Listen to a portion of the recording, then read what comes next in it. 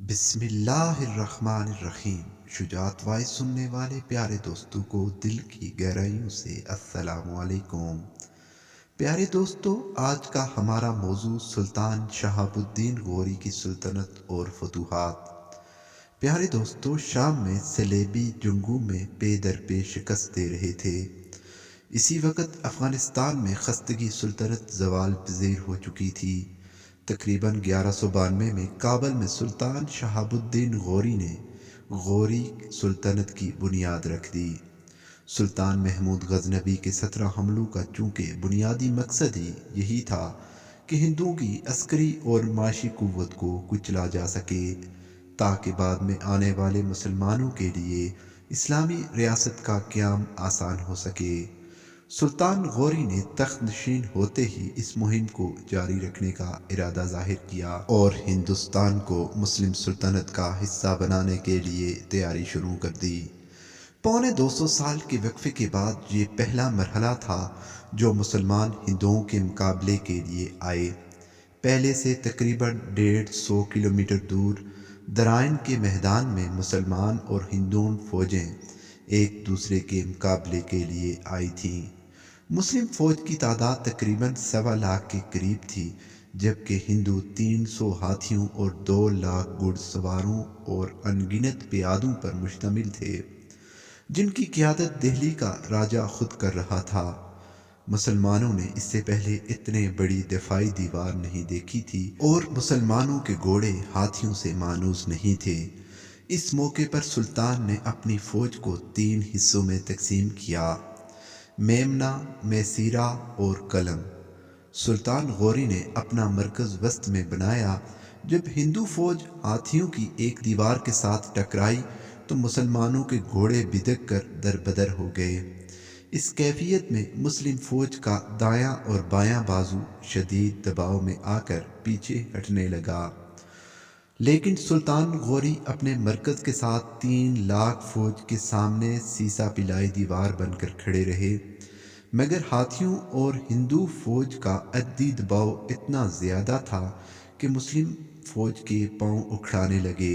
ہندو راجہ گووندا ایک ہاتھی پر سوار ہو کر سلطان کے سامنے آیا اور دونوں بادشاہوں کی دست بدست لڑائی شروع ہو گئی۔ دونوں بادشاہ شدید زخمی ہو گئے۔ اس سے پہلے کہ سلطان میدان جنگ میں گر جاتے، ان کے ایک غلام نے آگے بڑھ کر انہیں سہارا دیا اور گھوڑے پر بٹھا کر میدان جنگ سے نکل گیا۔ اس غلام کو آج دنیا قطب الدین ایبک کے نام سے جانتی ہے، جو بعد میں دہلی کے پہلے مسلم سلطان بنے۔ سلطان غوری کے جنگ سے نکلنے کے بعد مسلم فوج بھی پیچھے ہٹنا شروع ہو گئی اور عام پسپائی کا حکم جاری کر دیا گیا۔ محمد بن قاسم سے لے کر اب تک مسلمانوں کی یہ ہندوؤں کے ہاتھوں پہلی شکست تھی۔ سلطان مشکل سے اپنی بچی کھچی فوج کے ساتھ پہنچا تھا۔ ہندوؤں پر ان کی پہلی مہم بری طرح ناکام ہو گئی تھی، لیکن سلطان ہار ماننے والوں میں سے نہیں تھے۔ افغانستان لوٹنے سے پہلے ہی ٹھان چکے تھے کہ وہ لوٹ کر اپنی شکست کا بدلہ لیں گے۔ شکست کی وجہ سلطان کے وہ سردار جنہوں نے ہاتھیوں کا مقابلہ کرنے کے بجائے پسپائی اختیار کی اور سلطان کے اپنی بہادری کے باوجود مسلم فوج کو شکست کا سامنا کرنا پڑا۔ سلطان غوری نے فیصلہ کیا کہ جب تک اپنی شکست کا بدلہ نہیں لے لیتے، تب تک نہ تو میں اپنے بیوی بچوں کے پاس جائیں گے اور نہ ہی وہ اپنا خون آلود لباس اتاریں گے جو انہوں نے جنگ کے دوران پہن رکھا تھا۔ حضرت خواجہ معین الدین چشتی کا اجمیر میں آ کر آباد ہونا سلطان محمود غزنوی کے دور سے ہندوستان میں اولیاء اکرام نے آ کر آباد ہونا شروع ہو گئے تھے اور اپنی روحانی طاقت سے مشرکوں کو اسلام کی روشنی سے منور کر رہے تھے۔ جس طرح سلطان محمود غزنوی کے دور میں حضرت علی بن عثمان اجمیری لاہور آ کر آباد ہو گئے تھے اور ہندو جوک در جوک ان کے ہاتھ پر اسلام قبول کر رہے تھے، اسی طرح تقریباً 150 سال بعد چشتی سلسلے کے عظیم ترین وزیر حضرت خواجہ معین الدین چشتی رحمۃ اللہ علیہ کی تبلیغ کے غرض سے اجمیر آ کر آباد ہو گئے۔ اجمیر تشریف آنے کے بعد آپ نے شیخ عبد القادر جیلانی رحمۃ اللہ علیہ کی صحبت سے فیض حاصل کیا تھا، اور ہندوستان آنے سے پہلے ان کو ان کی کامیابی اور فتح کی خوشخبری اور بشارت روضہ رسول صلی اللہ علیہ وسلم پر حاضری کے وقت دی گئی تھی۔ بعض بزرگوں نے کتابوں میں یہ بھی لکھا ہے کہ آپ کو سلطان الہند کا خطاب خود حضور پاک صلی اللہ علیہ وسلم نے عطا فرمایا تھا۔ جس وقت آپ نے اجمیر میں اپنا مرکز بنایا، اس وقت نہ تو کوئی مسلم حکومت تھی اور نہ ہی کوئی آپ کی حفاظت کا انتظام تھا۔ اجمیر ہندوستان کے علاقے راجستھان کا ایک شہر ہے جس پر ظالم بادشاہ پرتھوی راج چوہان کی حکومت تھی۔ اس علاقے پر راجپوتوں کا قبضہ تھا اور پورے ہندوستان میں سب سے زیادہ طاقتور پرتھوی راج چوہان ہی تھا۔ اس علاقے میں سخت وحشی قوم رہتی تھی۔ جو لوگ جہالت کی تاریکیوں میں ڈوبے ہوئے تھے، ان کے ہاں جب بیٹی پیدا ہوتی تو اسے ذبح کر دیتے، جس کی وجہ سے ان کے ہاں مردوں کی تعداد عورتوں کی نسبت زیادہ تھی، جس کی وجہ سے اس قوم میں ایک ناپاک رسم شروع ہو گئی جس کو انگریزی میں لینڈری کہتے ہیں، یعنی ایک مرد کئی عورتوں سے شادی کر سکتا تھا، اور اس علاقے میں جادو ٹونا بھی عام تھا، اور یہ درندہ صفت دشمنی میں سب سے آگے تھے۔ اب جو اجمیر میں آ کر تبلیغ شروع کی تو آس پاس کے لوگ مسلمان ہونا شروع ہو گئے، اور اس بات کی خبر پورے علاقے میں پھیل گئی۔ آپ کے پاس راجپوتوں کی ٹولیاں آتی اور آپ کا امتحان لینے کی کوشش کرتی، آپ کو یہاں سے نکالنے کی دھمکیاں دی جاتی، لیکن آپ نے اپنی جگہ پر قائم رہے کیونکہ آپ کو غیبی مدد حاصل تھی۔ جو آپ کو نکالنے کی کوشش کرتا وہ خود خوف زدہ ہو جاتا اور متاثر ہو کر اسلام قبول کر لیتا۔ جب پرتھوی راج چوہان کو اس کی خبر ملی تو وہ خوب آگ بگولا ہو گیا، اور اس نے ہر ممکن کوشش کی کہ آپ کو یہاں سے نکال دے، لیکن آپ اپنی جگہ پر قائم رہے۔ آپ رحمت اللہ علیہ صرف اتنا جواب دیا کرتے، اب جو ہوگا وہ تم خود دیکھ لو گے۔ سلطان کو ایک رات خواب میں ایک بزرگ کی زیارت ہوئی جو اس سے واضح الفاظ میں کہتے ہیں، میں نے ہندوستان تجھ کو دیا، آ کر اس پر قبضہ کر لو۔ سلطان جب خواب سے بیدار ہوتے ہیں وہ تعبیر کے بارے میں پریشان ہو جاتے ہیں۔ ان کے وہم و گمان میں بھی نہیں تھا کہ وہ بھرپور تیاری کے بغیر ہندوستان پر ایک مرتبہ پھر حملہ کر سکتے ہیں۔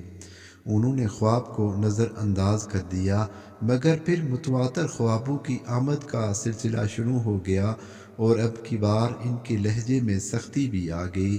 سلطان نے بھی علماء اور صاحب فراست لوگوں سے مشورے شروع کر دیے کہ ایک فقیر نے انہیں بتایا ہے، بزرگ کی آمد ایک غیبی مدد کی طرف اشارہ ہے، ان کو حکم دیا جا رہا ہے کہ وہ ہندوستان میں جائیں، ان کی فتح یقینی ہے۔ جب سلطان نے اس سے بزرگ کے بارے میں پوچھا تو انہوں نے بتایا کہ اس کی حقیقت فتح کے بعد آشکار ہوگی۔ اس کے بعد سلطان نے فیصلہ کیا کہ وہ یکسو ہو کر ہندوستان پر حملے کی تیاری کرے، اور جتنی فوج بھی تیار ہے اس کے ساتھ ہی ہندوستان پر یلغار کر دی جائے۔ اب کی بار سلطان اپنے تمام امیروں کی رائے کے خلاف 1,01,000 فوج کے ساتھ ایک مرتبہ پھر میدان میں پہنچ گئے، جہاں انہیں کچھ عرصہ پہلے شکست ہوئی تھی۔ اب کی دفعہ خود پرتھوی راج چوہان تھا جو کہ 5,00,000 فوج اور 3,000 ہاتھیوں کے ساتھ میدان میں تھا، اور اس دور کی جنگوں کے لحاظ سے عظیم قوت کے ساتھ میدان میں آیا۔ اتنی بڑی تعداد میں ہو فوج کسی کے پاس نہ تھی جتنی پرتھوی راج چوہان اس جنگ میں لایا تھا۔ اس کا جنگ شروع ہونے سے پہلے مسلمان شکست کھا کر لوٹیں گے، لیکن جو ہونے جا رہا تھا کسی کے وہن و گمان میں بھی نہ تھا۔ پچھلی بار کی شکست سے سلطان نے اس دفعہ حکمت عملی اپنائی تھی۔ سلطان نے اپنی فوج کو 5 حصوں میں تقسیم کیا۔ ایک وقت میں ایک دستہ آگے جاتا اور دشمنوں سے ٹکراتا، اس کے بعد مسلمانوں کے گھڑ سوار آگے جاتے اور ہاتھیوں کو آنکھوں پر نشانہ لگا دیتے۔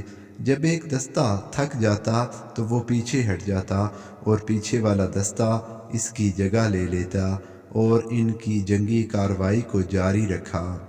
اس غیر معمولی حکمت عملی کی وجہ سے ہندو فوج کا آرام و سکون نہ مل سکا، لیکن مسلمان دستہ تازہ ہو کر دوبارہ حملہ آور ہوتے رہے۔ شام تک ہندو فوج ٹوٹ چکی تھی اور اس کی پہلی صف میں موجود ہاتھیوں کا دفاعی حصار ٹوٹ چکا تھا۔ ٹھیک مغرب کے وقت سلطان نے اپنی پوری طاقت کے ساتھ ہندو فوج کے قلب پر حملہ کر دیا، جس سے پرتھوی راج چوہان پر دباؤ بڑھ گیا اور وہ پیچھے ہٹنے لگا۔ اس کے بعد گھمسان کی لڑائی شروع ہو گئی۔ ہاتھیوں کے واپس پلٹنے کی وجہ سے راجپوت فوج اب ہاتھیوں کے پیروں تلے روندے جانے لگی اور اس کی صفیں پلٹنا شروع ہو گئیں۔ اس افراتفری میں پرتھوی راج کے ساتھی محافظ یا تو مارے گئے یا پیچھے ہٹ گئے۔ پرتھوی راج کو گرفتار کر لیا گیا۔ جیسے ہی پرتھوی راج کے گرفتار ہونے کی خبر پھیلی، اس کی فوج کے پاؤں اکھڑ گئے۔ مسلمانوں نے اپنی گزشتہ شکست کا خوب بدلہ لیا اور بھرپور قتل عام کیا۔ جنگ میں تقریباً 2 لاکھ کے قریب ہندو راجپوت قتل ہوئے۔ جب پرتھوی راج کو زنجیروں میں جکڑ کر سلطان کے سامنے لایا گیا تو سلطان کو اپنی سال پرانی شکست اور صاحبوں کی شہادتوں کی یاد آ گئی۔ اس سے پہلے کہ آپ کوئی انتقامی کارروائی کرتے، آپ کو اجمیر سے بزرگ پیغام بھیجتے ہیں، وہ اپنے پاس طلب کرتے ہیں۔ سلطان جب ان بزرگ کی خدمت میں حاضر ہوتے ہیں تو یہ دیکھ کر حیران ہو جاتے ہیں، یہ تو وہی شخصیت ہیں جو ان کے خواب میں آتی تھی۔ حضرت معین الدین پر نظر پڑتے ہی آپ اپنی پگڑی اتار کر ان کے قدموں میں رکھ دیتے ہیں، تو وہاں پر موجود چشتی اپنے ہاتھوں سے ان کو پگڑی پہناتے ہیں اور اپنی بہت سی دعاؤں کے ساتھ رخصت کرتے ہیں۔ حضرت معین الدین چشتی کا حکم نافذ کیا جا چکا تھا۔ سلطان اپنے ساتھ پرتھوی راج کو بیڑیوں میں جکڑ کر غزنی لے کر جاتے ہیں اور ان کے گناہوں کی سزا کے طور پر اسے سزائے موت دی جاتی ہے۔ جس طرح جنگ یرموک نے بازنطینی سلطنت کی کمر توڑ دی تھی، اسی طرح اس جنگ کی وجہ سے پہلی بار مسلمانوں کی دلی پر حکومت بنی اور ہندوستان کے دل میں مسلم ریاست وجود میں آئی۔ انہی فتوحات کی بنا پر سلطان محمود غزنوی کو فاتح ہند کا خطاب دیا گیا۔ 1206 تک سلطان اپنے وسیع و عریض سلطنت پر حکومت کرتے رہے، جس کا ایک سرا ہندوستان کے مشرق تک اور دوسرا سرا افغانستان کے مغرب تک پھیلا ہوا تھا۔ ناظرین، ویڈیو پسند آئی ہو تو ویڈیو کو لائک اور چینل کو سبسکرائب ضرور کریں۔